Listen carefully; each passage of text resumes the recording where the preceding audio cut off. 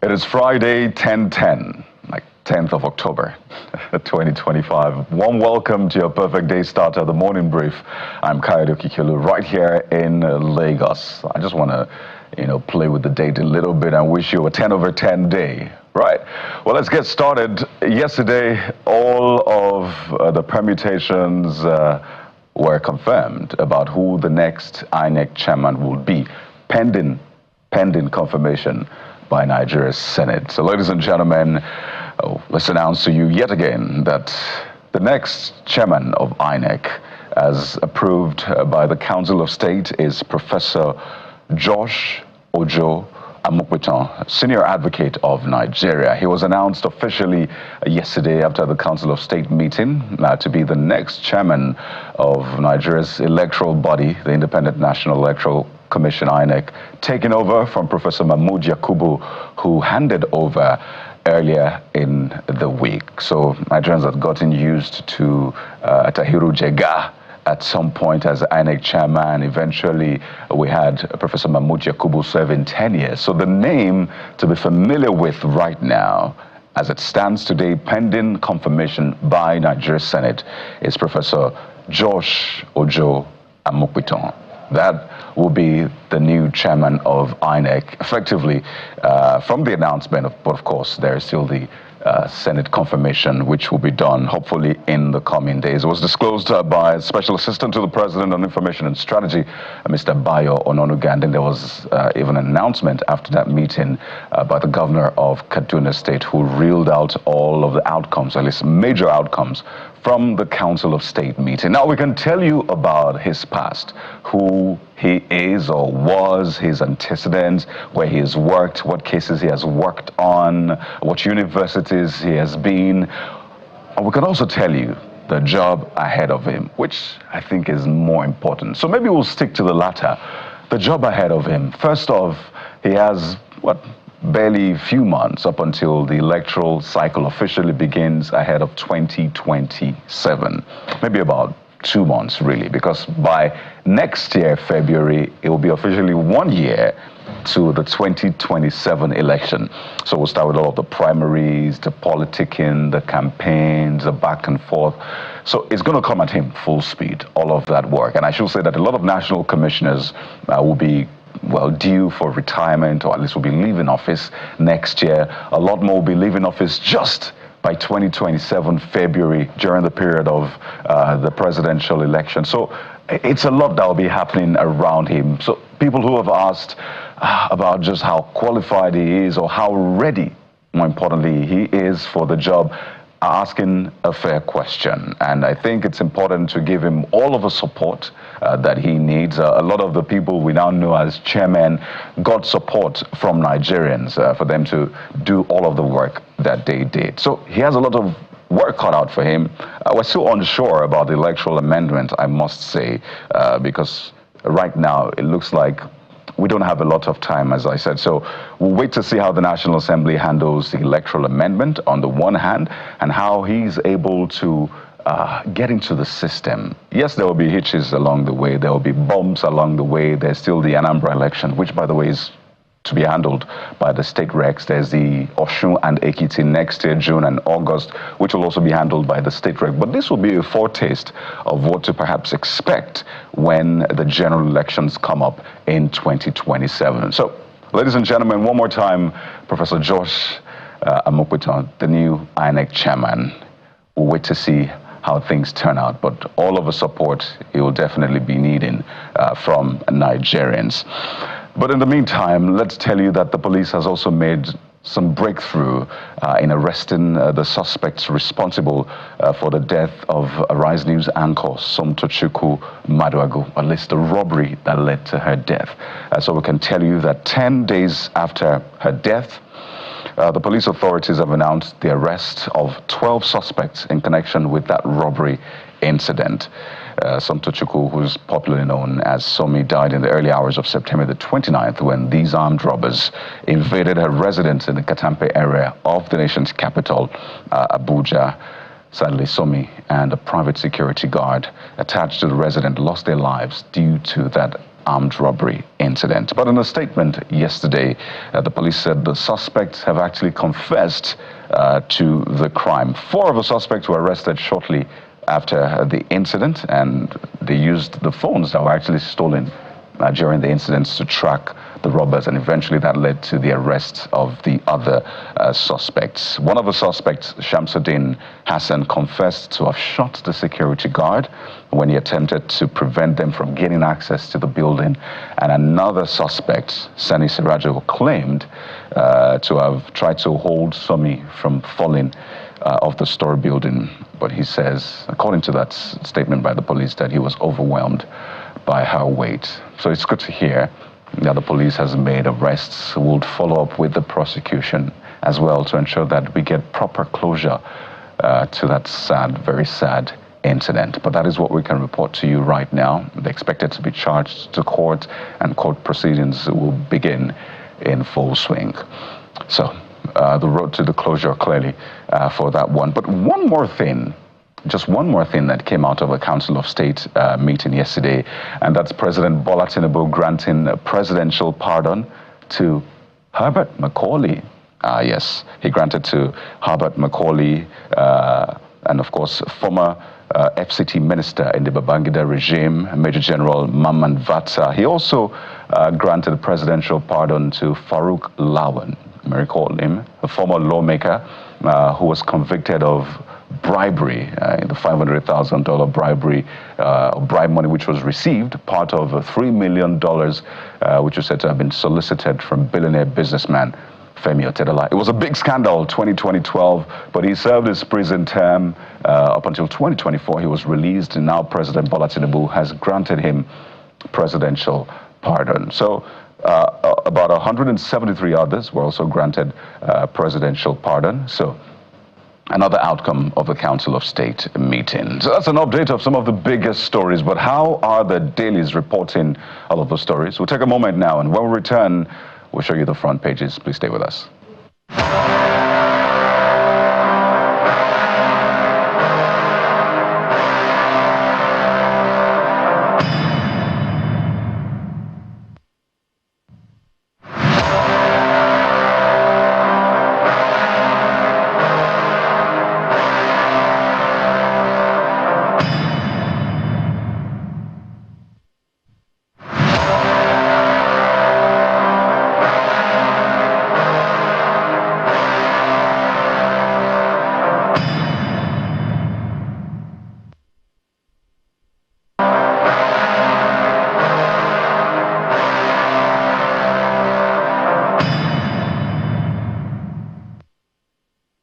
Let's get into the dailies. We have joining us Mr. Wale Fatade, Commissioning Editor of The Conversation Africa. Mr. Fatade, good morning. Morning, Garde. Good to see you.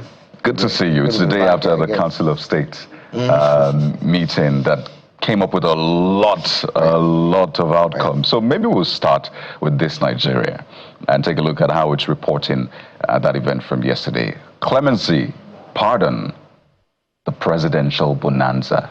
That's how this Nigeria puts it. I like that. Bonanza. Because 175 inmates, Macaulay, Vatsa, Lau, and others have been granted full pardon. By the way, it's quite interesting to see Herbert Macaulay's name mentioned with this crop of names. I was shocked that he's still regarded in our books as a convict. Amazing.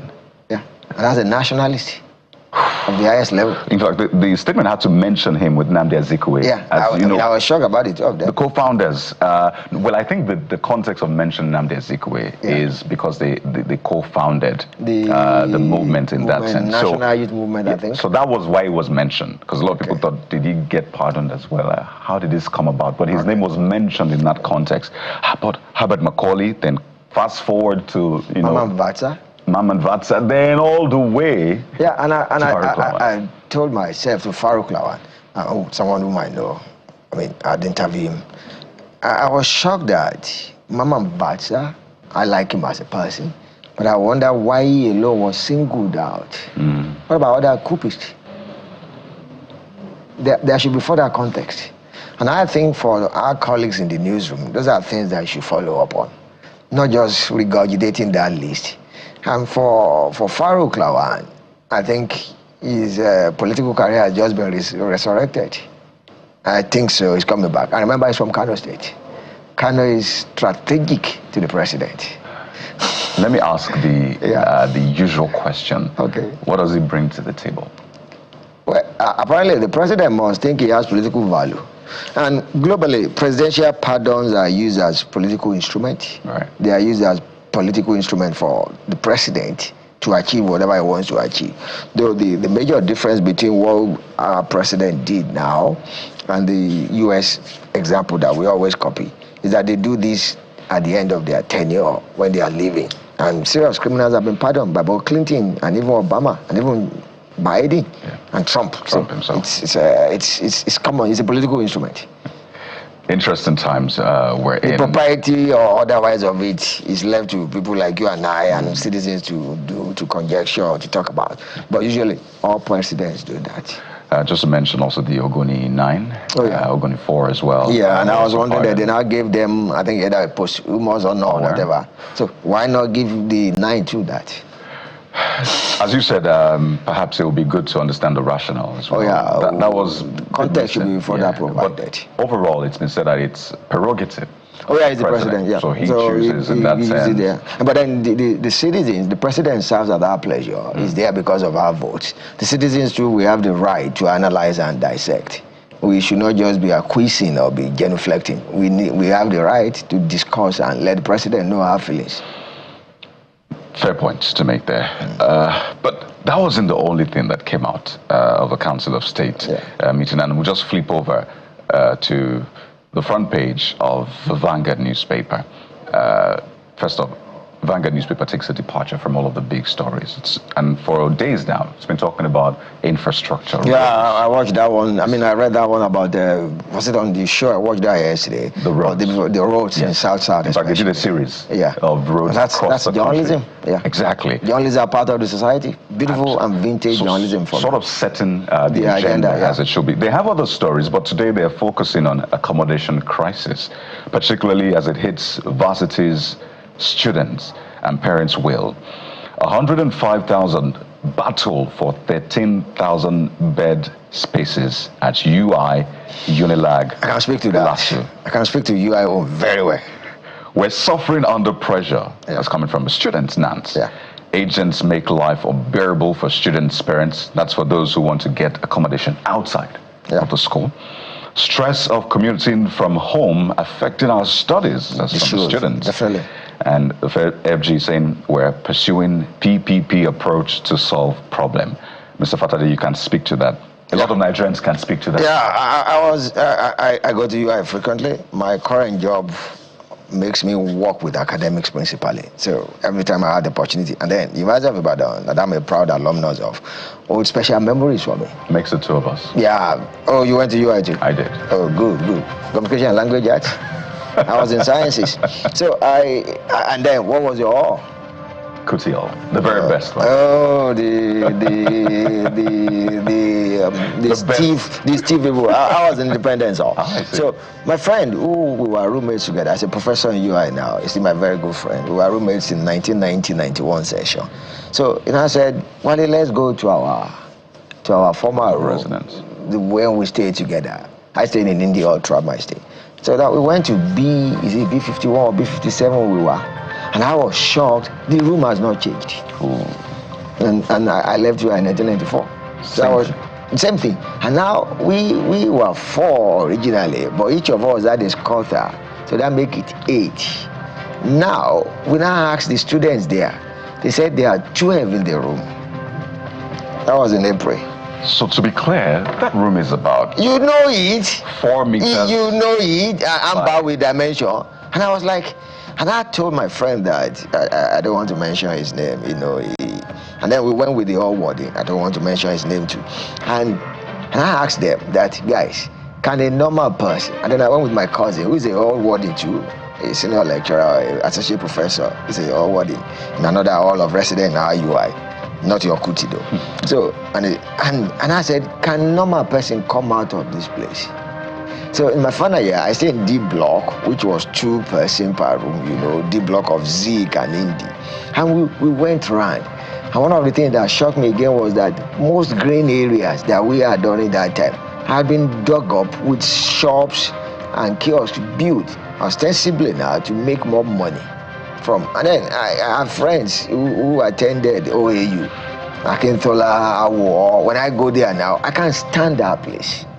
And I wonder myself, there was a time the UNM pictures came out, maybe a year or 2 ago. No normal being can come out of that place.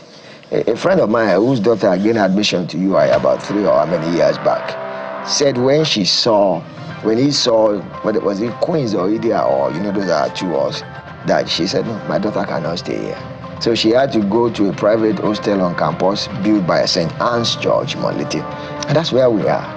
And so I do not think any normal person, an average university graduate now in Nigeria, public university, must actually be traumatized, staying 4, 5, 6 years in that environment. And that's serious. We're not even talking the bathrooms yet. Oh, no. You can't do number 1, number 2. It runs away. It is a tough one, but we must fix this. As you said, this will affect the quality. Definitely. We get eventually. You know, I got friends who have university housing, as in academics now. These are not junior professors, senior professors, who have had to spend their own money to renovate. Oh, yes. As a matter of fact, my own brother-in-law, I know those things in Ife, in UI, University of Lagos. They spend a lot of money renovating their own official quarters. So it's great to hear that something is being done about that. I was watching Dr. Alausa, the Minister of Education, saying that something. But again, I hope it's not too little, too late. Why did the federal government, wait until the ultimatum has elapsed and they said they are not going on? I think by Monday now, they are going on 2 weeks warning strike.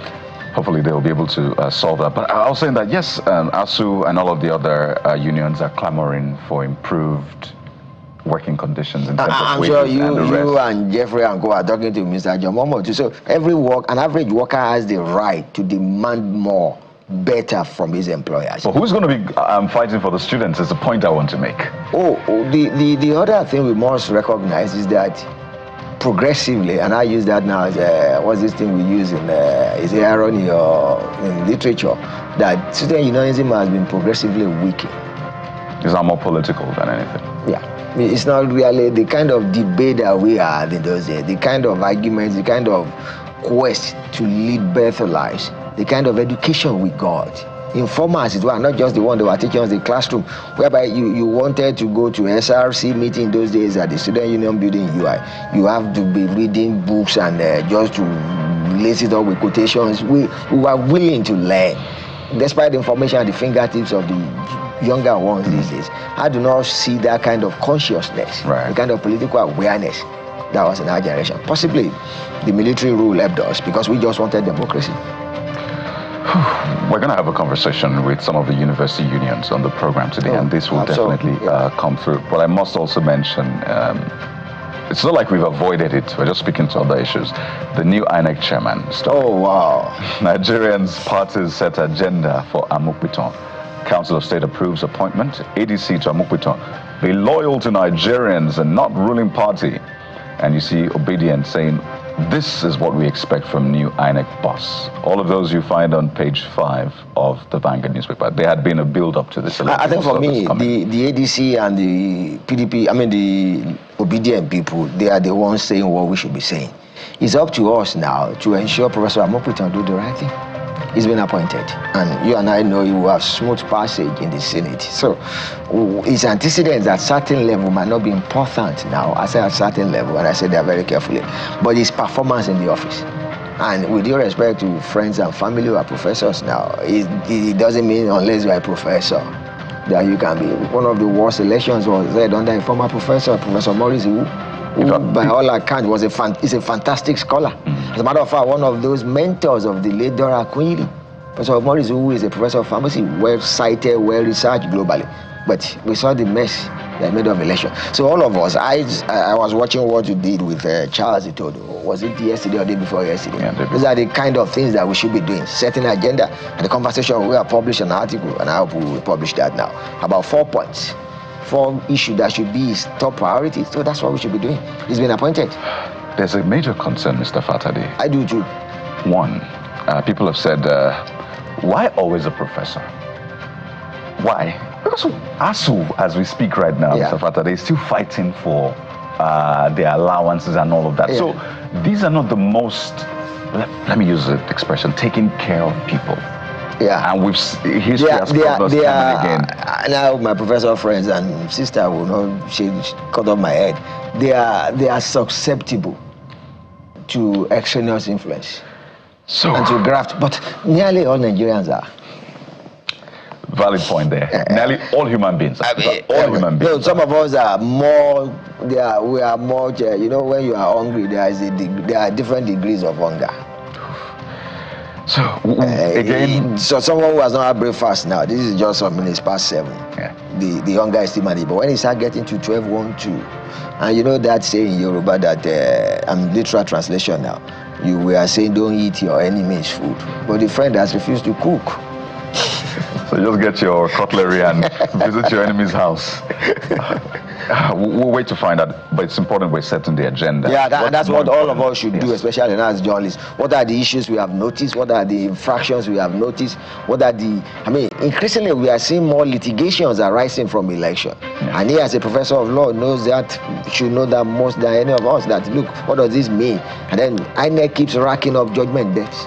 They keep retaining lawyers to prosecute those things in court. So that's a bright side, seeing that he's a professor of law, senior advocate of Nigeria. Oh, yeah, so that. Well, the Guardian newspaper is next, and Mr. Fatade, again, it's not the big stories you will think. This is about World Mental Health Day. 85% unreached as Nigeria buckles under a massive care gap. And I'll give some highlights from the front page.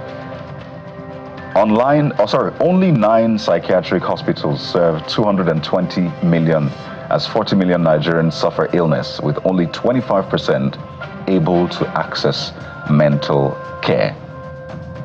That statistics. It was the late Senate President, Chuba Okadibo, that paraphrased a philosopher that statistics are like bikini. They actually cover more than what they reveal. I think that report should have gone. Which paper is that? The Guardian? That's the Guardian. Yeah, they should have gone ahead to let us know how many number of psychiatrists are actually available now. You'll be shocked. And I've always had this very funny belief that an average Lagosian is mentally ill. I mean, you live in this environment with all we are desensitized to bad things. We don't see anything wrong. No, I'm not sure all of us in Lagos will pass mental health evaluation. I imagine a lot of Lagosians saying I reject it. No, it's not a question of reject. Because when you are, every time you get outside the country, you come back, you will know how close to the shadow of death that we are living in Lagos. And so if we are doing mental health, if we take it more seriously, we will see the huge gap. I mean, there are some behaviors you cannot, as we were driving in this morning, there was this gentleman that wanted to drive facing oncoming traffic on the expressway. I mean, is that not mental illness? And sometimes those of us trying to do the right thing, you ask me, well, allow him to go. Now, is it not just him? It's just him. Now, nobody will arrest him. So, how many people are there? And it's something that we need to shine more light to. That mental health, psychiatrists are living. I imagine now for residency, how many people want to go into psychiatry?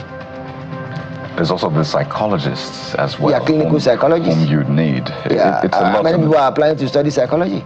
As a matter of fact, how many universities are actually offering BSc psychology again? I can tell you a good number of them. In fact, I've seen a lot of young people say... Are you sure it's not industrial psychology they're offering?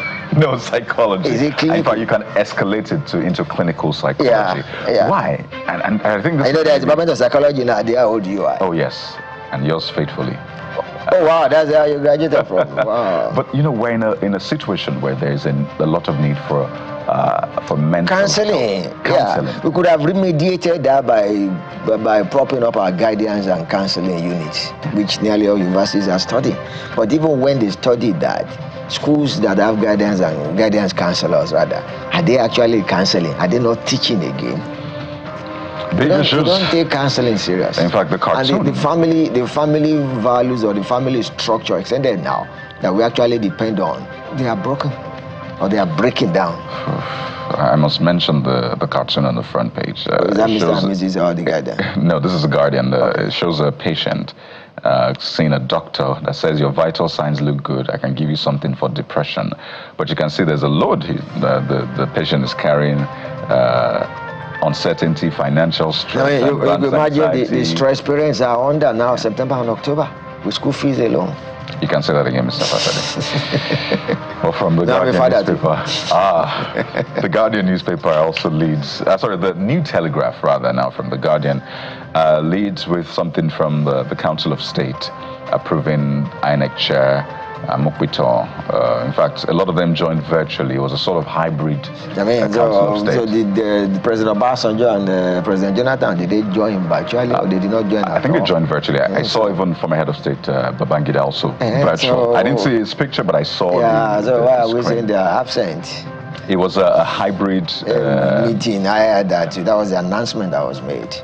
That's not hybrid, and that's the way the world is going. Right, and a lot of them are actually these are old people. I mean, traveling is not it's not pleasurable even for younger people now. It isn't. So that's an angle let's not anyway. Make a mountain out of a molehill. So all of the highlights from the meeting, but this tinted glass matter, Mr. Fatade, I need to point it out. Yes, the police made an announcement yesterday that they have suspended the enforcement, that they don't see any court order that is clear on that. Ben was not truthful, and I hope he's watching that, because Josephine Ade, the FCT police PRO, actually accepted that there was a valid court order.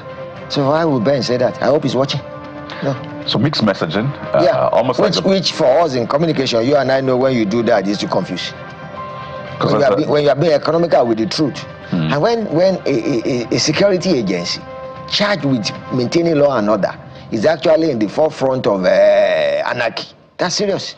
Because the courts in Warri Delta State said Federal High Court, valid court order. And by the way, kudos to you guys again. That wonderful lawyer you brought on was that Tuesday? The guy Malachi. The guy he broke it down. So it's actually, in fact, the fine is 3,000 or 2,000. So how many people are you going to prosecute for that? And the challenge now, Mr. Fatade, is even getting that documented. Oh, the thing I heard, well, if it is not true, the police should come out and challenge that, is that there is a contractor now that has been warehoused to be doing that. So you have to pay extra beyond what you pay. And I told my friend who is a lawyer, I said advocate, I said if there is anything, if you guys are able to prosecute this very well, all of us will be friends of lawyers. So all eyes on that court. And all eyes are on MBA, which for is actually a public interest litigation. Yeah. It has come up time and again. I think with the and the answer is going to be annual. Oh yes. Who does that? And I think the conversation we should have, Mr. Fatade, is police needs more funding. If this is the way they want to go about it, let us know. So let's have the conversation. How much more funding do you need? We have said it, if you remember, sometime past, there are other things police are doing now that can make more money. Those guys, they are attached to different organizations, the money. They're already getting money from it. Yeah, the money, does it go to the police account? It should go to the police account. You didn't answer my question. Does it? It should go. Now to the your police answer account. should have been I don't know. So if that money it should go to the police account. look at the football matches in England. When you require police protection, the police charge money for that, to keep the stadium safe. So the police can make money through other means, spread it around. It's not for, if public transport were effective or efficient or robust, nobody who needs a car in this modern place, in the modern city. But because public transportation is collapsed, that's you have to pay for your vehicle license. Yes, which for us in Lagos keeps rising every time you come back to renew your vehicle license. To renew proof of ownership. And how people understand that every time you come back annually, it has jumped up. And we pay for radio license, we pay for TV license with it. So, then you have to pay for tinted glass permit. And you pay for roadworthiness. Oh yes, even though some of the roads are not worthy. A lot of more vehicles are not worthy, particularly the public transport. Yes. We must say that. Well, let's go over to Friday leadership, Mr. Fatade, and it speaks to one of the agenda, or at least one key line in the agenda being set for the new INEC Chairman, and says ensure credible elections. New National Electoral Chief Amukwitan urged. That's all. How law professor was chosen as INEC Chair at Council of State meeting. ADC Yaga Africa Transition Monetary Group others react, and there's a breakdown of who he is, or at least the build-up to electing him, all of the previous chairmen from 1960 to 2025. That's what we have on the front page. Mahmoud Yakubu, Atahiru Jega, Morisiu, Abel Gubadia, Ephraim Apata, Samad Dagogo Jack, Okonoya. I'm from Wosu, whom a lot of people remember. Ovie Whiskey. Yes, Victor Ovie Whiskey, Michael I interviewed him and Ayo Eswa. Eswa, yeah. So 1960 to 2025, now we have Josh Amokwiton, Senior Advocate of Nigeria, taking the helm now. We've talked about this a lot. We're still going to talk about it on the front page, but Mr. Fatade, I need to sneak in sports this Friday. Oh, I love sports. So what do you want to say? Is it the loss of Super Eagles? Golden Eagles or No, please don't remind me of that loss. Funny, that was embarrassing. Very annoying. Very, very. But Super Eagles will fight till the end. That's coming from the captain. Today we have a qualifying match against Lesotho. We have 2 matches to go, Mr. Fatade, and we'll fight against. Hold on. Are there still Nigerians who think we are going to walk out? Mr. Fatade, that is what we're good at. Hoping, praying, and expecting the best, even though the evidence might point to the I wish them were. I'd zero my mind in that earlier I was in the States for my alumni reunion around April, May, and here was my friend's son saying, Uncle, are you coming back for the World Cup? For World Cup? I said, look, Daniel, I would love to come back, but I'm not sure. Your dad's country is actually coming here, so I'm not sure. I mean, you don't have he said, oh, we want to watch together with you. I told Dad, I said, no, Daniel, I'm not sure. So I'd accepted it that we might not. But even if we want. But even the deduction of points for South Africa, it's not going to help us. It favored Benin more. Benin more. So, and it's going to be. We've had people forget we have had 3 coaches prosecuting this campaign. 3. Who does that? And you still expect success? No, that's not optimism. That's blind one. Mr. Fatade, please give a word of encouragement to the Super Eagles as we wind down. Oh, I wish the players were. Thank you very much. We'll hold on to that.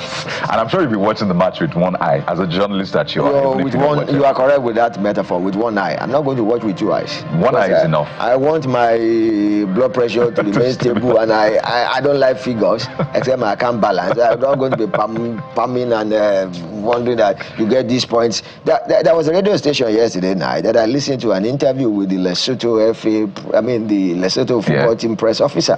And he spoke very well that it's so painful to them that Nigeria is not coming to play that game in Lesotho, but they are playing it in South Africa. He said, but you guys remember we got a point in Abuja or in Nigeria. Yes, we know, but never say never. It's football, Mr. Fatade. If you get your 6 points, are you saying you will hold the legs of Benin guys, they will not win any game in prayer and fasting? Oh, goodness me. Mr. Fatade, we have to thank you so much. I mean, give us something to cheer this Friday. Oh, well, for Nigerians who still hope that we will World Cup, I wish you all the best. All right, we'll take that. May your optimism never come down. We'll take that, Mr. Wale Fatade, Commissioning Editor of Conversation Africa. We have to thank you always for your time and wish you the very best. And see you at the World Cup. We'll take a quick break now, and when we return, unions in Nigeria's universities are protesting. What are they protesting about? Don't forget, we've talked about the condition of facilities in our universities. So we'll be speaking with one of the top unions next on the program. So stay with us, we'll be right back.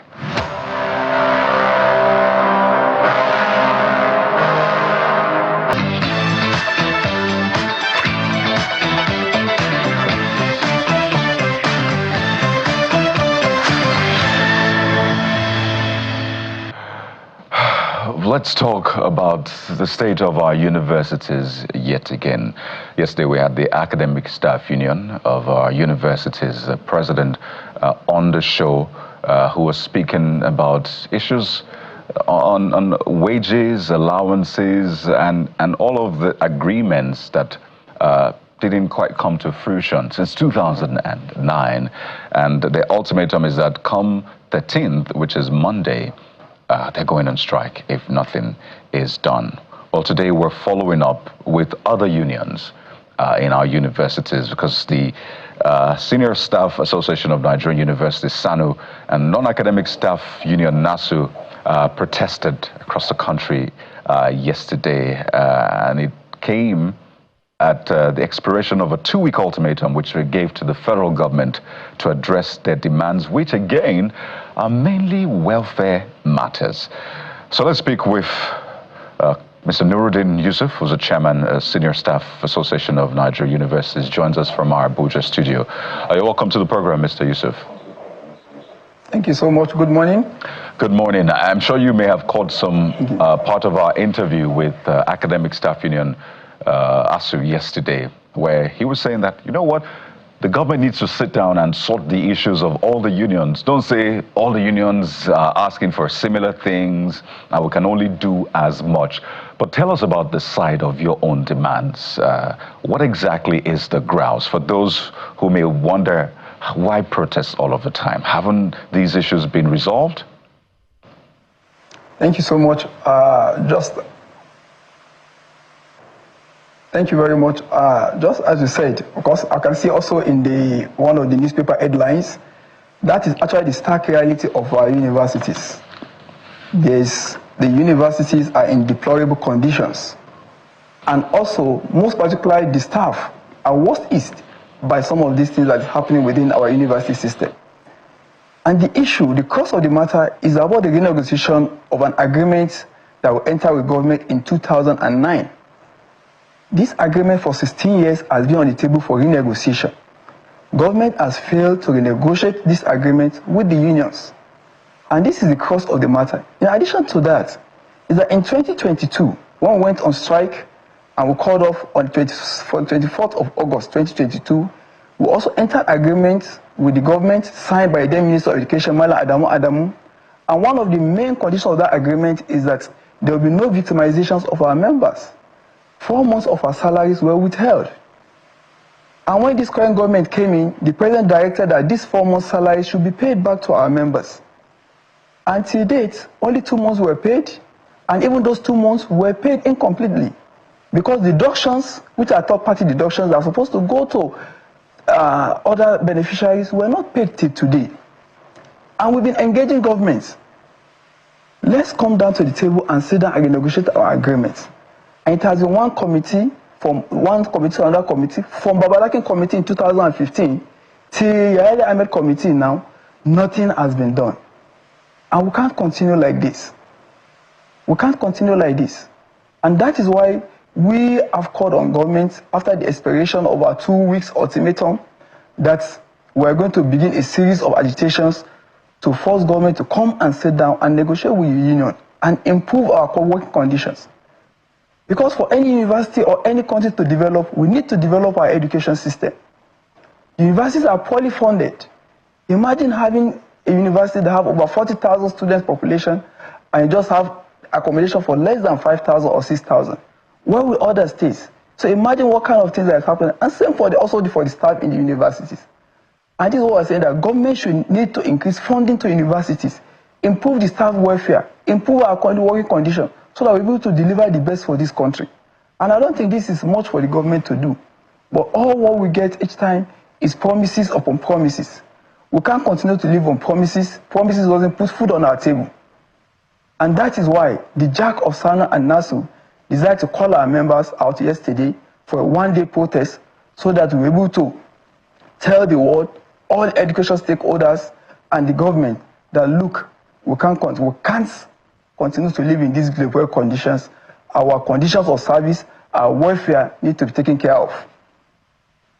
Right, so tell us about your own ultimatum. So we know ASU's ultimatum elapses on the 13th, after which they say there'll be a strike. You have also threatened mother of all strikes. How close are we to that? Well, as of Monday, we had engagement with the government, and they've set up an expanded committee by the Yahya Ahmed expanded committee to engage with all the unions. But of course, previous events have given us little trust in some of these committees. For example, the Yahya Ahmed committee, when it was inaugurated in 2023, thereabouts, apart from the inaugural meetings, the non-teaching staff have not been invited for any meeting till date. And what we get is that there has been interim reports. So where did the reports come from? When you've not even engaged the stakeholders. And what SSANU did, or what we did as JAC, is so well, as a responsible union, we need to give government also the opportunity to look at the issues. And that is why we shelved our initial plan to embark on a full-blown strike yesterday, but rather to start with a protest. And of course, we're going to also monitor and see response from government. But for us, government also need to demonstrate some sincerity. They need to also demonstrate some good gesture. At least pay our 2 month salaries. Those salaries were there in 2022. How much is the money now? How much is the value when you get to the market? And for government, you don't need a committee. You don't need to set up a committee to pay this money. In September 2025 last year, a circular was released by the NUC from government that they should compute the 2025 and 35% salary arrears. And all universities were given 1 week to do this computation. Right. And that has been done. This is October 2025. Nothing has been done. 13 months after, nothing has been done. And for us, you don't need a committee to pay these salaries or to pay these outstanding arrears. For the renegotiation, fine. We're ready and we're willing to come to the table to negotiate our working conditions. After all, that's what we'll be agitating for. But for our test salaries, you can't negotiate freely, you can't discuss freely when you have our hands tied. Right. It's supposed to be a collective bargaining agreement. So that's what we're saying. And of course, just as you rightly asked, this is the beginning of a series of agitations. If we don't get a necessary response, of course, we're going to embark on what our JAC has called an industrial war. Okay. So what I want to get clearly is that there is no date yet for the beginning of a strike. What you're doing is a build-up to a possible date. I know that this held across the country in different institutions across the country, but speak to us about how widespread this is. You are chairman of Uni Abuja SSANU. We've seen some other states, but just how national are these demands? Does this cover all states? What states are excluded, if you have that information? It covers all our branches and affiliates. That's all universities, both federal and state universities, including inter-university centers. Of course, the conditions, even some state universities are worse it. As I talk to you now, Benin State University, that is Moses Adazu University in Makurdi, they've been on strike for upwards of 2 months. Because some of those that are we have also the Ondo State University in Akumba, they've also been on strike. So it is widespread all over the country. And what we are saying is that governments, both at federal and state level, need to sit up and fund education properly, rather than establishing universities. We are not against establishing universities or other institutions, but the ones you have, properly fund them so that they'll be able to deliver quality education to our future generation.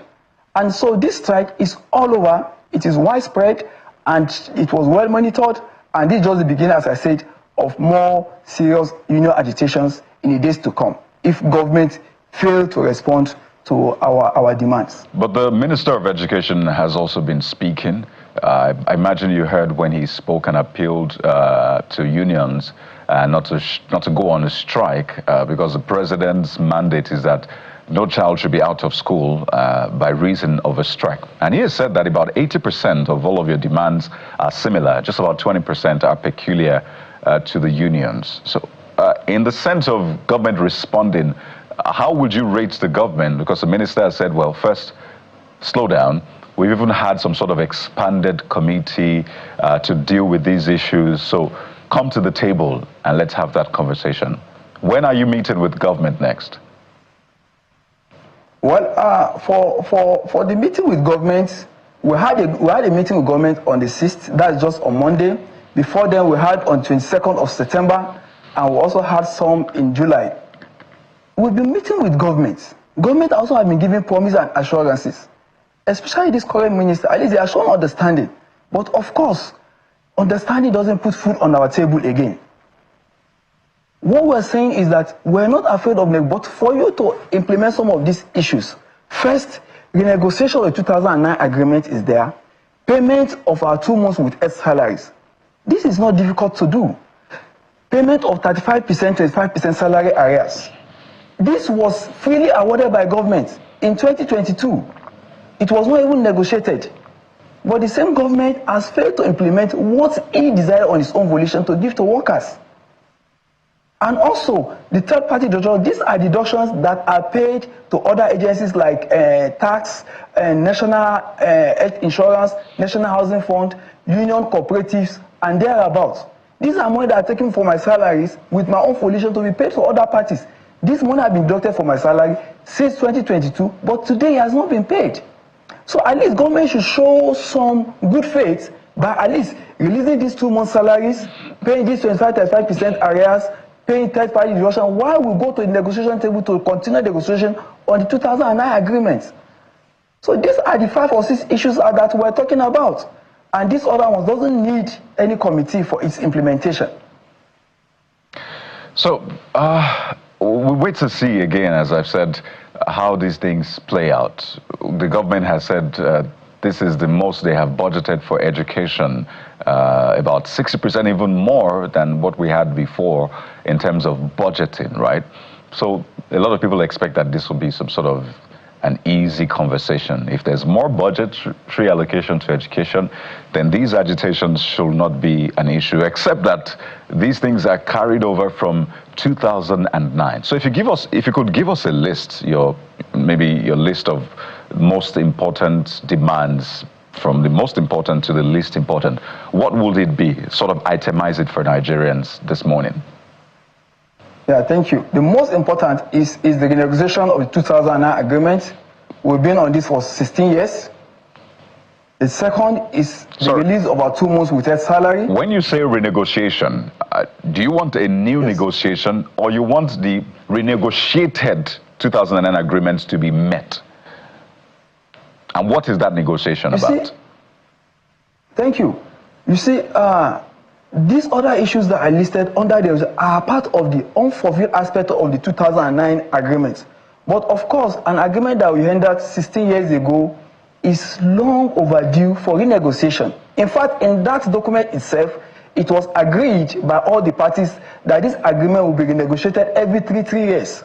So that means we'll have had 5 renegotiations if it's being implemented faithfully. So that is topmost on the agenda. That look, we need to look at what we agreed in 2009 and renegotiate it. But before we do that, one of the consequences of your failure to implement your own part was we had a strike in 2022 and you decided to withhold our salary, a legitimate strike that we had. So we're saying that release those salaries, even though it doesn't mean anything, it doesn't have any value as it were today, but at least to show good faith, pay us those salaries, remaining 2 months of those salaries. The third is that you also withheld third-party deductions from even the 2 months you pay. Release those ones so that we can meet our obligations to our bankers, to our creditors. Because if you don't have salary for 2 months or for 4 months, you have to survive. Some of our members took loans. And those loans, because the salary has not been paid today, they are paying it at high premium interest, further worsening the economic conditions. And what we're also saying is that you also, on your own volition, decide to give a wage award in 2022 of 25%, 35% salary increment. Arrears of that wage award given by government on its own volition without any negotiation with the unions is still pending. Release that to show that you should demonstrate good faith. So, Mr. Yusuf, our pensioners too are languishing. So these are things that we're talking about, but on the list is actually to renegotiate the 2009 agreement, top of the list. So I want you to speak to an issue that is of concern. In fact, one of the front pages spoke to that, and that is the condition of the living condition of Nigerian students in tertiary institutions. One, the facilities are not enough. Over 100,000 students jostling for very few accommodation slots. So that means you'll have 8 students, 10 students, 12 students staying in a small room that was originally meant for maybe 2 or 4 people. That is terrible, because that would affect the kind of education they get. The condition is very important. So you wonder, what kind of students are we producing at the end of the day? Why is that the case, really, Mr. Yusuf? And what must be done? Is that part of the agitation that you're making currently? And what must be done to ensure that that is fixed in the shortest possible time as well? Yes, that is part of the agitation, because one of the opening statements is that we talk about the poor funding, the state of funding of Nigerian universities. all universities in Nigeria have got most of their infrastructure by the intervention of TED Fund. And we should know that TED Fund is an interventionist agency. They are the ones that are intervening in this thing. For example, when the university where I come from, accommodation for students, even for staff, is a major challenge. You have just 5,000, 6,000 bed spaces for over 50,000 students. Where would the other 45,000 go and stay? That is the stark reality. So you have students in a space that is supposed to ideally accommodate four students.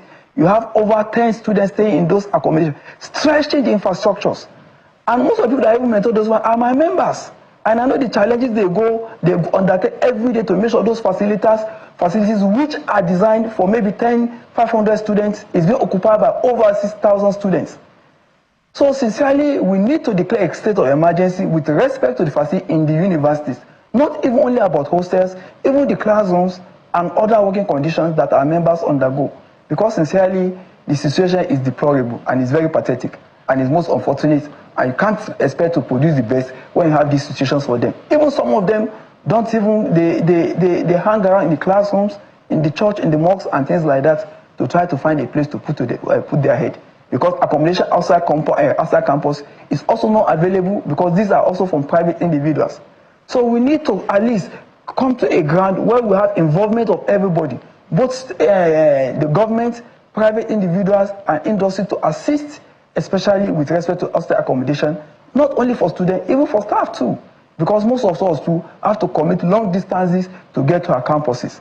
And of course, you said increase funding for education. But you also have to remember that new institutions also have been created by government. And most of those fundings will also be channeled to those institutions so that they will be able to take off properly.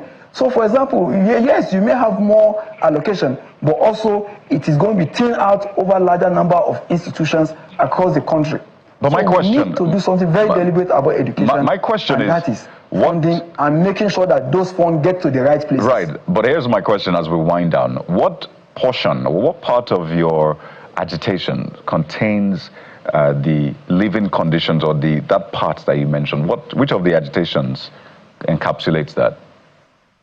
Yes, in the 2009 agreements, if you look at Chapter 4, specifically deal with funding of universities. And in 2012, 2013, during the then Jonathan administration, agreement was made between government that 25 billion will be released annually for specific interventions in these areas that affect students and university facilities. But from the ones that were released in 2012 and 2013, I think the last we had was last year when TED Fund need to take up and release over 80 billion naira to all universities, about selected universities that they should use to upgrade and maintain facilities. But of course, if you're supposed to get 25 billion consistently for the past 12 years and you only got it once or twice, you can see the gap that still exists, and that is why.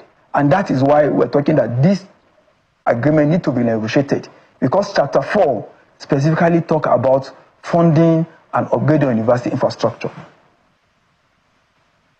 So we have to thank you for your time, comrade, and wish you the very best in this agitation, and hope it means well eventually for our universities. I know ASU's countdown is still on, your countdown is also on, so all eyes on the government to fulfill the promises and ensure this is solved.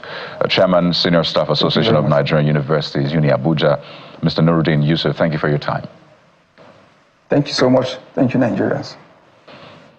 We'll take a moment now, and when we return, we set the agenda for the Chairman of Independent National Electoral Commission, Professor Josh Amokwiton. It's a very important conversation. So stay with us, we'll be right back.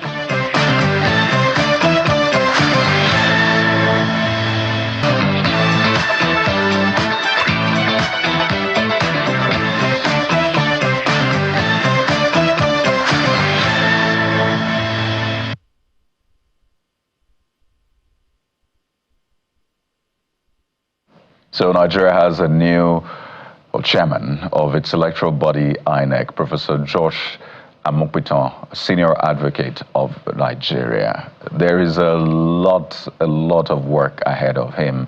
This is perhaps one of the most important offices in Nigeria, because this is responsible for every other office that we then get, from president to the governors to the lawmakers, both at the federal and state level. So yes, this is a very, very important position. So you'll understand why we'll pay a lot of attention to that position this morning, to spotlight the issues ahead of Professor Amokpiton. I want to imagine that he understands the weight on his shoulder. There is a coming election in 2027, the general election, the all-important one. But there are off-cycle elections which will be handled by the states, the recs in the state, but there will also be some sort of pointer as to what to expect come 2027. There's issues of electoral amendment. Will that happen? Will that not happen? If it happens, how much time do we have to study it, implement it, and ensure that they are well implemented for the 2027 election? What also happens to the current laws, which some people have said, let's stay with the current one that we have, all right, and implement it well in terms of prosecution, election funding, campaign, party affairs. It is a lot for him to deal with. So have a panel on the program this morning to speak to those issues. We'll be joined by a professor of political science and international relations at Nasarawa State University, Professor Jidofo Adibe, as well as public affairs analyst, Mr. Jide Ojo. Both gentlemen, Professor joins us from our Abuja studio. Mr. Jide Ojo joins us virtually. Thank you for coming on the program. I'll begin with you, Prof. First, I know this is meant to be some sort of congratulations for the academia. Yet again, you've produced the INEC Chairman. But I want to know how you received the announcement. You may have seen the build-up to it. His name has come up time and again, even days to that. But how did you receive the announcement, seeing his antecedent, his pedigree?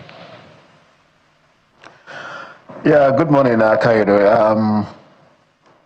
I think for me, the idea of embracing the professorate class on assumption that they have a higher moral ground and better acceptability, well, it's largely true, but many people will prefer people, who have management experience.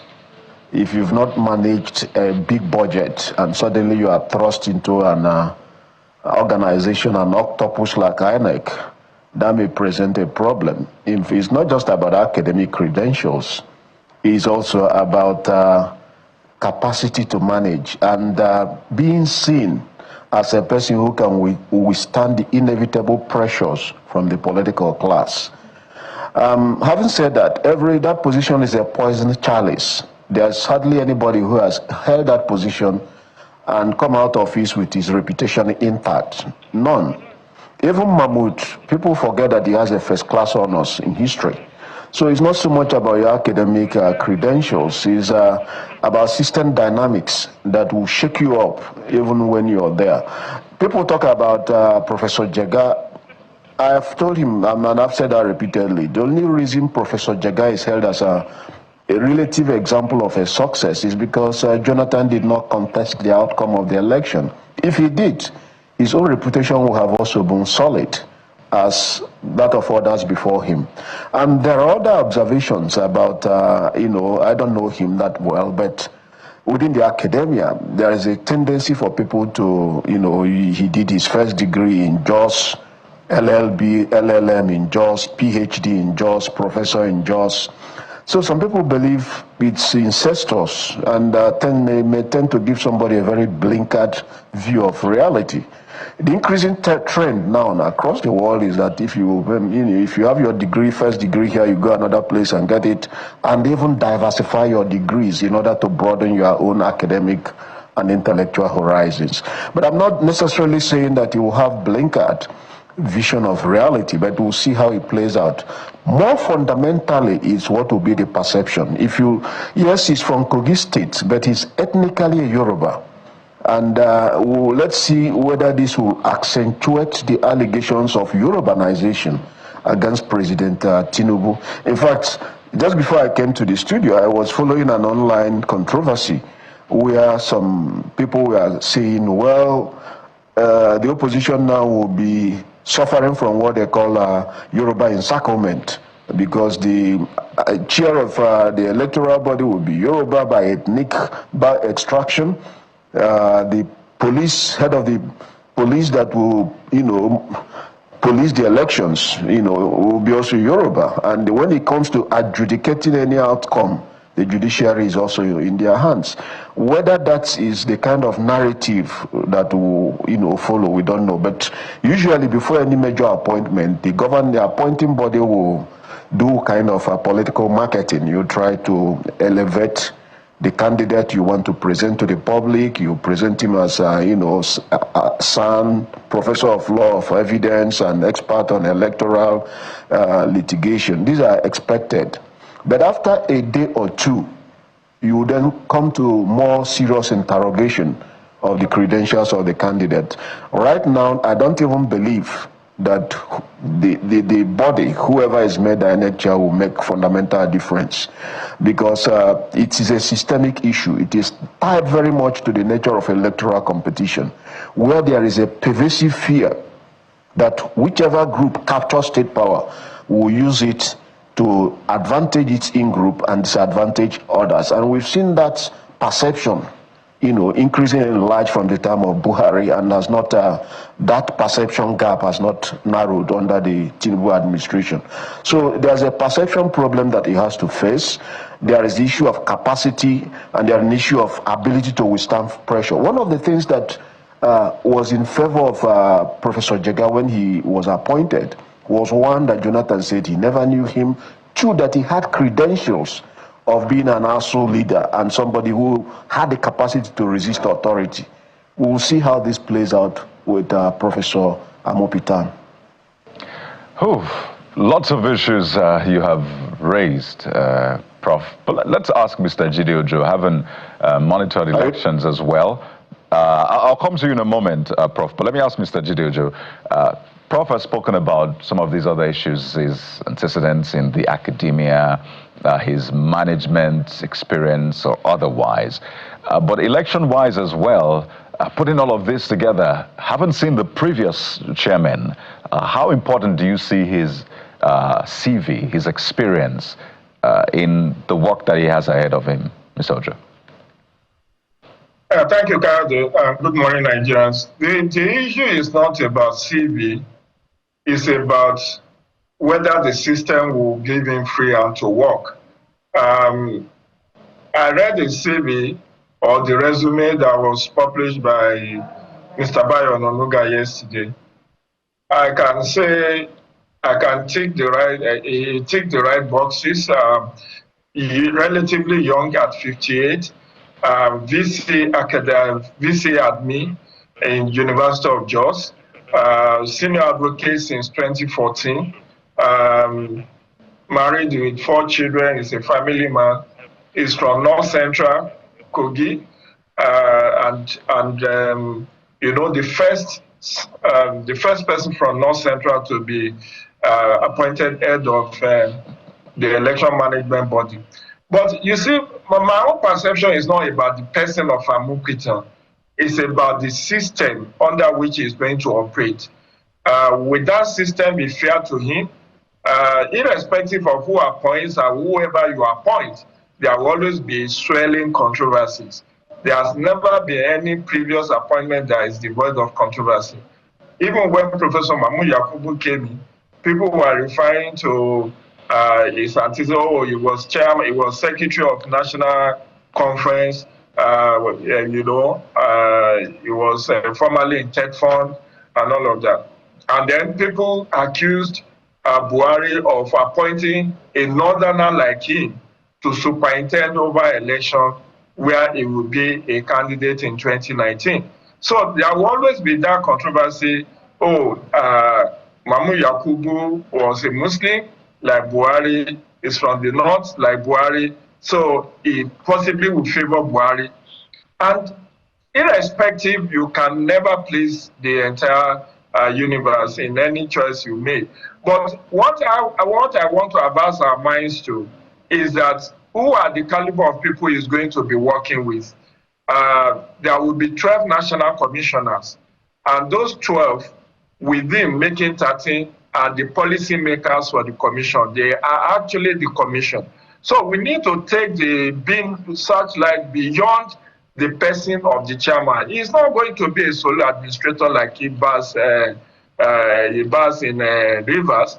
He's going to be working with a team of 12 other people from diverse backgrounds. Amongst them are lawyers, military general, administrators, people with diverse experience and background. And these are going to be the team that is going to have to compare to work with. Beyond these 12 people are also the 37 resident electoral commissioners who are the field marshals across 36 states and FCT. So if you arrogate too much power as if he can veto whatever and do whatever he likes, that's when issue of urbanization or whatever comes. Because the Constitution has even already made it clear that every region have to be represented in INEC. So the 12 national commissioners, 2 each are from the 6 geopolitical zones. And when issues have to be put to vote, if, for instance, there is a controversial issue and you have to vote upon it, and the rest of these 5 geopolitical zones are against it, that issue will die a natural death. It does not, the chairman of INEC does not have veto power. But beyond the politics of it, in your background that you mentioned a series of issues that it needs to contend with. One of it is the electoral reforms, constitutional and electoral act amendment. When is that going to be concluded? I wrote in my column in The Punch 2 weeks ago, asking and pleading with the National Assembly to expedite actions. There are 142 issues that INEC earlier in the year highlighted that they need to fix ahead of the next general election. 142. And out of this, about 8 needs legal alterations. Where are we with that? There is no yet timeline for the completion of this amendment. Then, if there is no timeline, and INEC will have to submit the budget for 2026 in the course of this month to make it in the 2026 budget of the executive. How will INEC plan adequately? And as somebody who has worked with the Electoral Commission in the last 26 years, I will tell you for free that if you don't fund INEC in a timely manner, even with all the money in Central Bank of Nigeria, if the money comes late, it's going to impact negatively on the preparations for the elections. So let's not deceive ourselves about the pedigree or the person of the new INEC chairman. If the funding he needs is not released to him in a timeous manner, there will be negative impact on the elections. Then there is also the larger issue of administration. Now INEC does not have full complement of people to help him with the logistics of elections. So it depends on the National Union of Road Transport Workers, Road Transport Employer Association, Boat Owner Association for the logistics of election. It does not have the full complement of vehicles that it would need. So time and again, the memorandum of understanding signed with this caliber of people have been breached. And INEC carries the can. Despite paying these people, sometimes they fail to turn up at the critical moment when they are supposed to carry the materials to the rack center or from rack center to the polling unit. Then there is also the larger issue of recruitment, training and deployment of ad hoc staff. In the 2023 general elections, INEC had to recruit 1.4 million ad hoc staff. This ad hoc staff, you don't do background check on them, you don't know their political affiliations, you don't know whether they are persons of integrity. So you just recruit these wholesome people, 1.4 million, most of them youth corps members and members of the academia. And we have seen as I speak with you now, there is a professor of soil science in University of Uyo who is serving a jail term, arising from subverting the electoral process in 2019 in Akwa Ibom State. Then there are 3 resident electoral commissioners whom President Bola Tinubu had to relieve of their appointment early this year because they subverted the process. So we need to look beyond the person and personality of INEC Chairman and also look at other layers of responsibility. Because if they fail him, there is nothing he as an individual can do to give us credible elections. Well, that's another side to it. So it's here and there. Let's talk about his person, his CV, his antecedents, because that will give us an insight into what he will be able to do. You say, well, there's also the bigger system issue. And absolutely, because we can pay a lot of attention to the chairman, not pay as much attention to the national commissioners or even the regs, or even people appointed to do the everyday work of election handling. Then we just realize that we have issues on our hands. But Prof, so Mr. Jide Ojo has also provided another side to this conversation, which makes it very holistic. We've heard the ADC say, don't be loyal to the president or the ruling party, be loyal to Nigerians, sort of let's wait and watch kind of approach. And it looks like that's what most of the other parties will do as well, because they've said, in fact, at some point he was a lawyer to a member of the opposition, right? So it's a very, at this point, it's still very early to sort of predict what he will do in office. So I wonder, do you agree as much with Mr. Jide Ojo in that argument?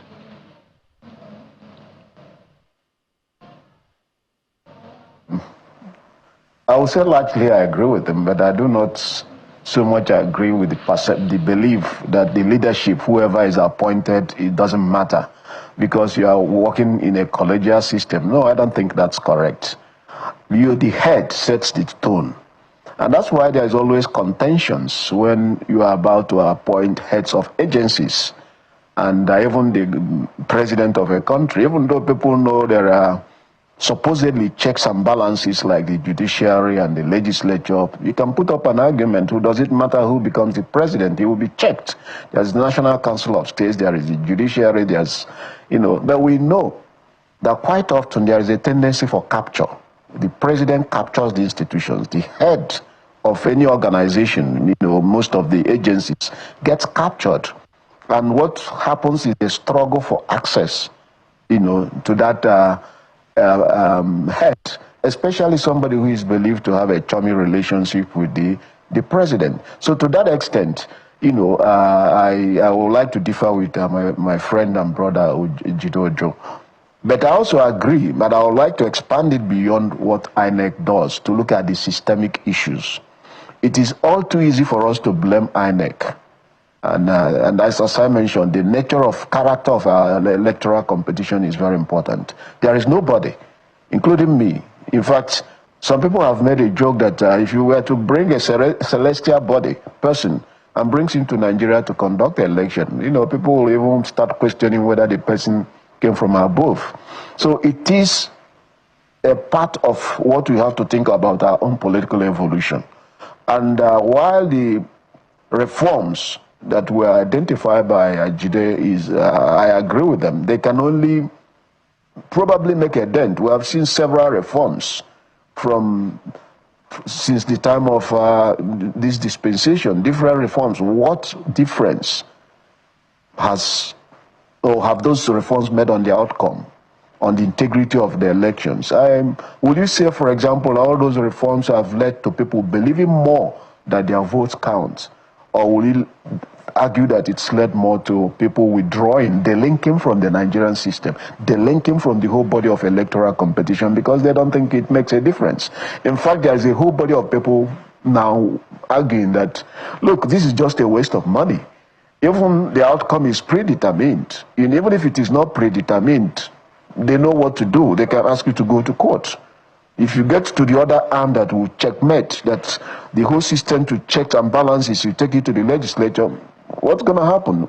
Your guess is as good as mine. People say it's a rubber stamp. Others say it's worse than a rubber stamp. So we have to start looking at, in terms of political evolution, that what is happening at the political arena cannot be isolated from what is happening at the general society. The people we appoint to offices, they themselves are not from the moon. They inevitably have backgrounds, you know, and some people have made an argument, oh, why would the president appoint the chairman of INEC when in an election he's to take a part in, which will be tantamount to asking a football team to appoint the referee in a game they were to contest. I see the logic, but I just disagree with it, because even if you say the Judicial Council, or I ask my brother Joe to go and appoint somebody and impose on the president, you know, it just takes 1 week for a capture. If you remember what happened in the run-up to the 2019 election, how Onogem was removed, allegedly because they thought he was not going to, you know, play ball if elections were to get to the Supreme Court. And then in the run-up to the 2023 election, people forgot, or tend to forget, that Mahmoud was also shaking in court when some people went to court, and allegedly that he, you know, in his filings at the Code of Conduct, there were some discrepancies. And some people argued that there were political forces that used it to shake him up, and then weaken him. We don't know, but Nigeria is a very interesting place, and what is happening at the electoral arena is a reflection of what's happening in the wider society. I can tell you, if you go to some states, let me talk about my own state of Anambra, you know, homogeneous and everything. You have town unions, and you'll be surprised that sometimes the outcome of those town union elections are so contentious that state government will have, what do they call it, appoint a caretaker committee. So it's what's happening at the electoral arena is a reflection of what's happening in the wider society, and we have to start to look at it, you know, from a more holistic term rather than isolating INEC. Right, but that doesn't just quickly mean that we cannot, for the purposes of analysis, isolate to INEC and say, look, these and these are the issues, right? Especially the issue of perception, and I think the issue of perception is important. Definitely. Just before I go to Mr. Ojo, I need to put this in, Prof. There are those who have said our, well, academics, professors, lecturers, we've seen a trend that they're not well taken care of from time to time. ASU is at loggerheads with the government calling for payment of arrears, 2009 agreement, I should say.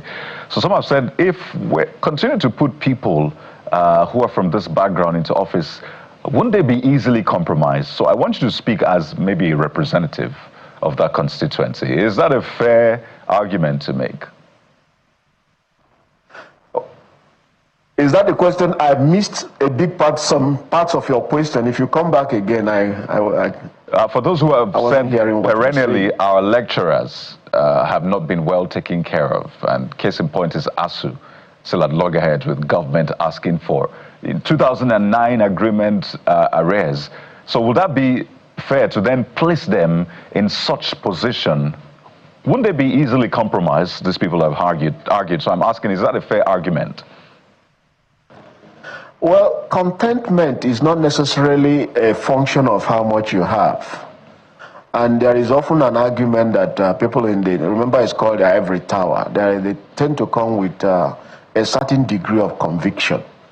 And you can still see, despite what we hear about lecturers and academics, you can still see several of them that you really don't shake, because material things don't mean so much to many of them. That's why they're called belonging to ivory tower. But of course, that's a generalization. And the issue of pay of university lecturers, I agree, is something that the government has to look into seriously. But again, that's again a reflection of what's happening in the general society. If you look at medical doctors and other cadre of staff, what you notice is the same system of underpayment. And this is again a reflection of the stage of development or underdevelopment of the country itself. So, but I don't think that if if you extrapolate from your logic, it means that those who are very wealthy, if they get into office, it will be very difficult to compromise them. That's not really the truth.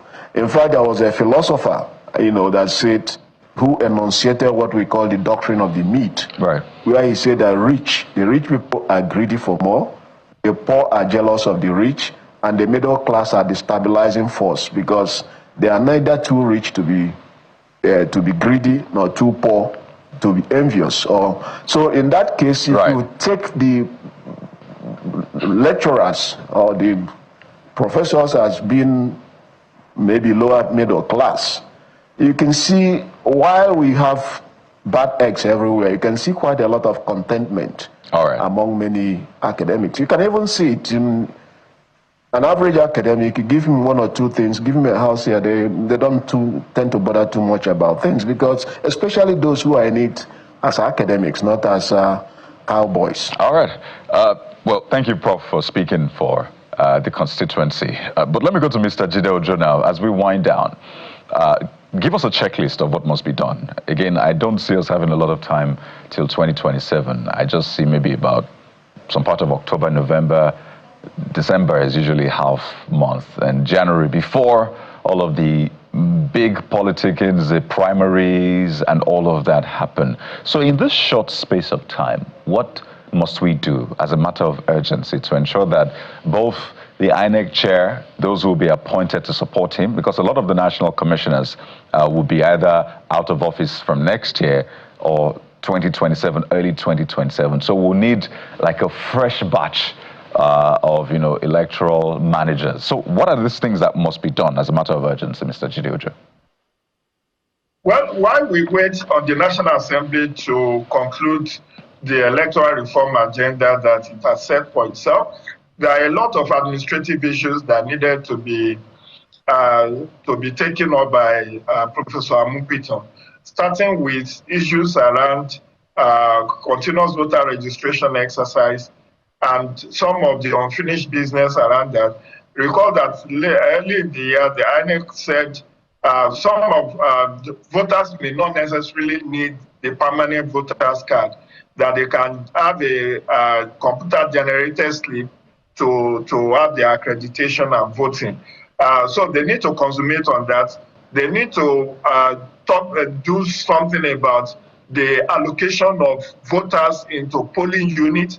Right now, you see some polling units where you have 1,500, 2,000, and the adjoining polling units we have only 50 people.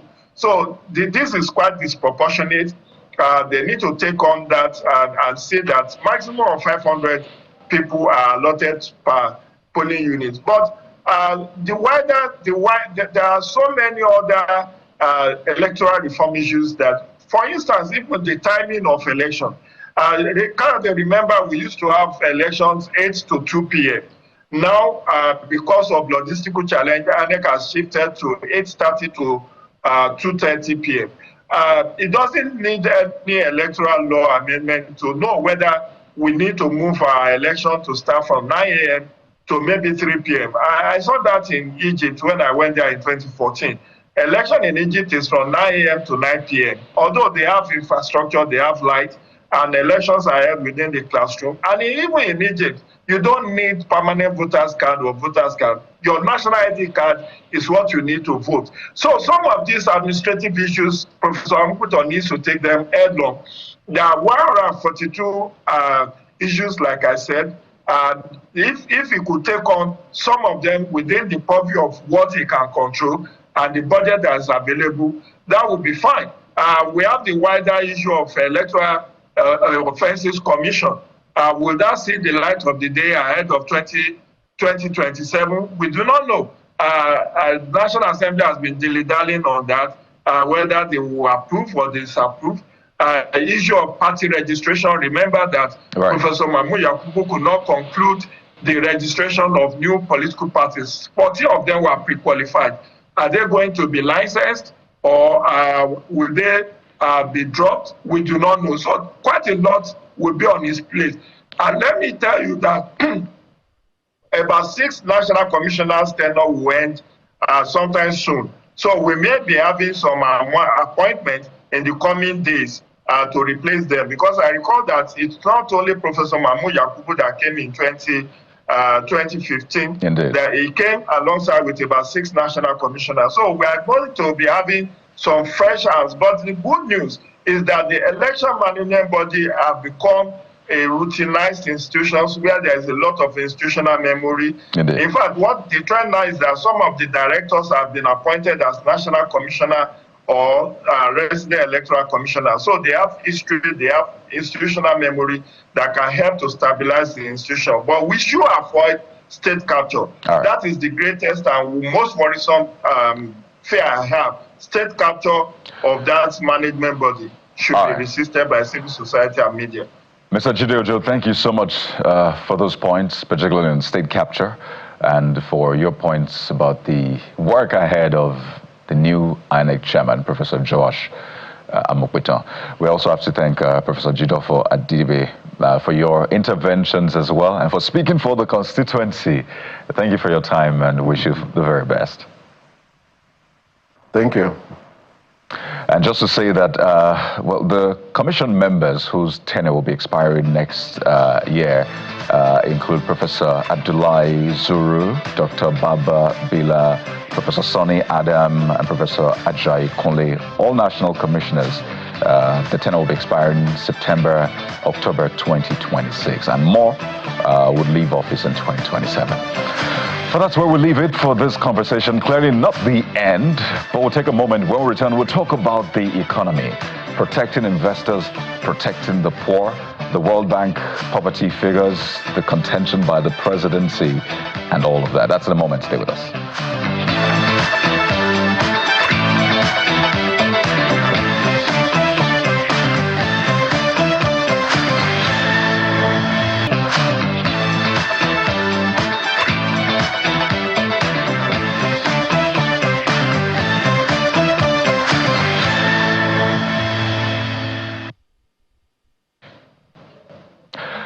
Welcome back. Let's talk about the economy. Yes, elections are very important because whoever you choose as a leader will then be the manager of the economy. Well, recently the World Bank yet again said, well, the estimate of poor in Nigeria is 139 million, saying that a lot more people have been pushed into poverty as a result of some of the policies of government. Yes, it did say that things are stabilizing, but the government needs to do more to ensure that a lot more people are pulled out of poverty, which some of these policies pushed them into. Well, the presidency responded and said, well, that figure is unrealistic and it's disconnected from the country's actual economic condition. So there's been that back and forth about what the poverty figure is. Some weeks back, former statistician general Yemi Kale had said, well, 89 million.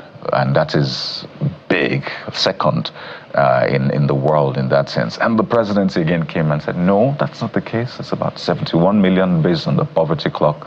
But I think everyone agrees that we have a huge burden of the poor in the country. A lot of them as a result of not just COVID-19, but the recent economic policies of this government. So what must we do, which I think is the important part of the conversation, to ensure we pull people out of poverty while we debate the figures, 71, 89, 139. What must be done? We're joined on the program this morning by former DG of Lagos Chamber of Commerce and Industry, who's now founder and CEO of Center for the Promotion of Private Enterprise, Dr. Muda Yusuf. Good morning. Welcome to the program. Thank you, Kari. Good morning. Good morning. I know you've been watching all of the back and forth, and this is a conversation I think we've had time and again. So since the figure is a big contention, because it looks like nobody has really gone to the field to measure, what we're relying on is estimates, either estimates from previous MBS data, estimates from World Bank data. So we're clear they're estimates. But we know that we have a huge burden of poor people in Nigeria. First, where do you stand on the figures? More importantly, where do you stand on the policy direction to pull people out of poverty? Well, thank you, Kari. I think first is to do a proper review of those numbers. We must interrogate the methodology, because there are all manner of metrics that are used to determine who is poor, who is extremely poor, multidimensional poverty. Yeah. There are so many terminologies around it. So we need to understand the methodology that has been used by the World Bank, for instance, because what the World Bank just told us was that 139 million people are estimated, you know. So I think it is the methodology that will guide us, because, you know, context also matters. What we regard as poverty maybe in Europe or in US may not be exactly the same metric that will apply in this environment. So the context of each country or the context of economies also matter. So it's a big issue that we need to study properly before we can come to a consensus as to what exactly the figures should be. But having said that, I agree with you that poverty is a major issue. And unfortunately, in an attempt to fix a broken economy, we had policies which were inevitable anyway, that has created more poverty problems. But as without holding brief for the president, he said it severally, that if there are other ways of addressing this broken economy without creating this kind of hardship, he will have adopted those approaches. But there was no other way, because we have an economy that was at the brink. We had a foreign exchange system that has become dysfunctional. We have a subsidy regime that was bleeding the economy. We had a financing system that led to printing of money to support the fiscal position of government. So a lot of things were falling apart. So what I will say is that we need to recognize the inevitability of those policies. And we also need to appreciate that those policies have significant social costs, which is what has led to this poverty issue. But the point to make is that, yes, these policies have created this problem. We can debate the numbers. But because the economy is highly sensitive, particularly from an inflation point of view, sensitive to foreign exchange development, which is one of the key issues that the reform affected, sensitive to energy costs, which is also one of the key issues that the reforms affected. So that has affected the purchasing power of the people. And for those who are fixed income earners, if your income is fixed and prices had gone up by 200, 300%, that means your real income had collapsed by almost 30% or so. That's a major issue. You know, and we have salary earners in that category. We have pensioners in that category. We have even people who are unemployed in that category. Only a few segments of the society had the privilege of an inflation-adjusted income. You know, maybe in the financial services sector, maybe even in the other segments of the economy, where their income, by virtue of the activities they engage in, had, you know, been adjusted to reflect the inflation. So it's a major issue. Indeed. So for me, I think what is important at this point is also much about the numbers, is to begin to look at the next phase of what the reform should be. The first phase, for me, is about stabilizing the macroeconomic environment, which the World Bank also acknowledged. A lot of stabilization has taken place. The next stage is about accelerating growth, and not just growth, a growth that is inclusive, and a growth that will reduce poverty. So we need to come up with a combination of policies that will address the challenges of growth, the challenges of inclusive growth, and more importantly, the challenges of addressing the cost of living. So that is the way I will look at this. Quite a job of work. It's quite instructive what you said about, you know, the definition of poverty. Because multidimensional also comes in terms of access to health care, education, and all of that. That is at 133 million. Even in the US, their own poverty threshold is different. And even at that, they have about 11% poor people, 37 million people. But we know our own challenges. We know how we got here. And some of the points you made are important. Perhaps the wage adjustment will be important to a lot of Nigerians watching right now. Because some of them, what they were earning in, let's say, maybe 10 or more years ago, or even less, is, although it is less than what they're earning right now as a result of increase, but in terms of value, what they were earning then is more than what they are earning now, in terms of what it can really purchase. It's a very big It's issue. a very tricky one. But is. another flip side to this conversation then is what we've seen play out in recent times, and what a lot of people have just put in the box of protecting investment and investors in Nigeria. One of the biggest investments in the country came under threat of late as a result of union issues, Pengasan and Dangote matter, and just of late we had some prominent Nigerians who putting up a statement saying, you know what, Dangote must be protected at all costs. A lot of people have also said the workers must be protected at all costs. So it's always been that back and forth. But we see that there is a direct correlation between investment, job creation, and getting people out of poverty. It's a very interesting link. So I wonder, for you, seeing all of the things playing out, particularly for investment, what are your expectations from government to approach this investment matter? Because we know it creates jobs, which then empowers people to get out of poverty. Yeah, I think what is important is to ensure a balance between the interests of employees or workers and the interests of investors. That balance is key. Secondly, is to ensure that we have a labor union system that acts with a better sense of proportionality. You know, and what I mean by that is that if there are disputes, responses should be proportional to the disputes, not responses that will go overboard and disrupt the entire investment or disrupt the entire economy. I think that sense of responsibility, I think we need to amplify it. And we need to define boundaries as to how far unions can go, particularly when they are interfacing or when they are in strategic sectors that could cripple the entire economy. That clarity must be there, you know. Then secondly is to ensure, to also understand that without investment, there cannot be workers. There cannot be employees. And we also need to understand that if anything goes wrong with an investment, the employees will walk away. It is the investor that will carry the cross. So the investor even have a much bigger stake. And investors are critical when we talk about growing the economy. It is investment that grows the economy. When you talk about generating revenue, it is investors that will create the wealth, that will pay the taxes, that will generate the revenue. When you talk about job creation, it is those who are investing that will create the jobs.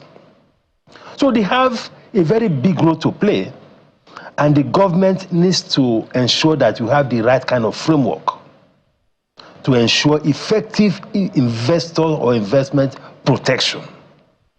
Protection from arbitrariness of trade unions, where sometimes they don't have boundaries in the way they function. Protection from arbitrariness of regulatory agencies. Protection from even our judicial system. When there are commercial disputes and things to settle, what kind of judicial system or dispute resolution mechanism do we have that will not frustrate investors? Protection from our even security agencies. Sometimes you see the way some of these security agencies harass people on the road. Some of them, even at night, you see them carrying guns. They have put on some jackets to even cover their names. You don't know who they are. You don't know where they are coming from. Some of them, even the plate numbers on their vehicles are not even visible. But because they are carrying guns, they intimidate all manner of people. A lot of that happens on Lagos roads here. So these things are critical for investors. So I think we need that kind of framework, because without investment, the economy cannot go anywhere. And we also need protection from the bureaucrats, the bureaucracy.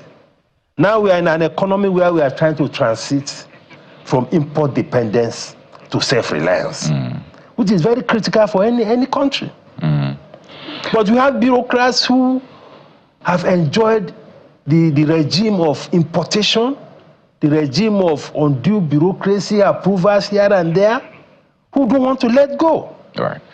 So all of these things are critical if you want this economy to make progress. And it goes across board, as you've said. They are the big investors, and they're the smaller investors also experience these things that you talk about. So all of these things add up, and then we wonder, why aren't we creating as much jobs? Why are businesses closing? I hear that 50% of these businesses close before 5 years. And some of these things add up to the big picture. And even sometimes for SMEs, some of their biggest headaches are the employees. Many employees have wrecked a lot of entrepreneurs. You can say that again, Dr. Yusuf. And that is a headache. Issues. I'm sure a lot of people are shaking their heads too right now. But it's important to raise these points, and we're glad we're able to raise them, because if we want to have a $1 trillion economy, these are things we must pay attention to. Dr. Yusuf, thank you for your time and interventions. Always good to speak to you and see you again, the founder and CEO of the CPP. Thank you for your time, sir. Thank you very much. Thank you, Kari. We'll take a moment now, and when we return, the Super Eagles are playing an all-important match today. We'll get a sense of what's happening with the coach, the captain, and Cecilia in a moment. Stay with us.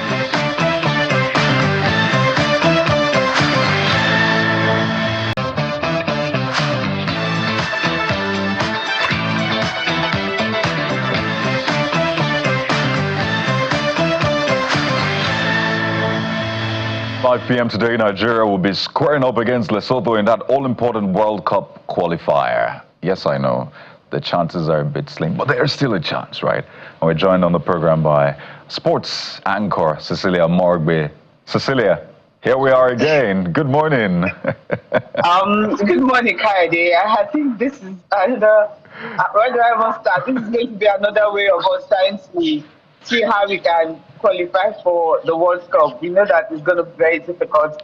And of course, it's not just about Nigeria results. It's also going to depend on the results from other ways. So it's a long road really for the Super Eagles of Nigeria. But I believe with the trial of Victor Osimhen, if you had Victor Osimhen, you have Moses Simon and Ademola Lookman, two of the African best in the last 2 years. So this trial can actually lead the attack. We go to the midfield, of course, we know how tight it is now. Very versatile and skillful players. You have the Ndidi, Oyemachi, Oyedika, of course, Oyemachi is there. You also have Alex Iwobi, who has been fantastic in the last games. And also Christantos Uche. And then you go to the attack also when you have Rokudare is there, you know, this Akko Adams also coming in, and Terry Murphy is back in the squad. So having these set of players might just help, you know, to beat Lesotho. But that's not the point. The point now is we now have to depend on results from elsewhere to be able to qualify for the World Cup, because we cannot afford to be like Egypt, who means, you know, last time they appeared at the World Cup was 2014, but now they top their group scoring 19 goals, conceding just 2. So then topping their group, qualifying in a very fantastic style after missing in the last 2 editions. But then we know, obviously, like as a team like Nigeria, they will do their own deeds to get all the 6 points they need. But now have to be looking at how results will also favor them in another way. Yes, we all talked about the fact that FIFA deducted the 3 points from South Africa. But if you still look at it, we're still like a third of the group. So it's a whole lot for us to work on to be able to get a ticket to the World Cup in Mexico, Canada, and USA. Well, we always know how to stay hopeful, how to pray, how to fast, how to just expect the very best. Eritrea also withdrawing maybe can help us stand a chance when it comes to the continental playoffs and all of that. But Cecilia, give us your prediction for tonight's match and the one against Benin in Uyo. What are your predictions? I think today's match we can have 5-0. That's what we'll be satisfied with. Against Benin, maybe 2-1. Okay. We pray that happens, but more importantly, our team has to work hard for it, because Benin looks like they ain't going nowhere in that sense, because they are topping the group and they have a lot to fight for with our former coach. But maybe we'll take a listen to the coach and the captain of the team about their expectations. Okay, you know what? We promise we'll give you that. But Cecilia, we have to thank you for your time on the show. We really have to run now because of time. But thank you for your time. Always good to speak with you. And we'll speak with you after we win those matches, all right? Hopefully, yeah, right. So there you have it. We wish the Super Eagles the very best. Don't worry, you can catch the interview with the coach and the captain on our YouTube page. See what they're saying about the match. But that's where we draw the curtains on the show today. Thank you for being a part. I'm Kayode Okikele. Sunrise Daily is next.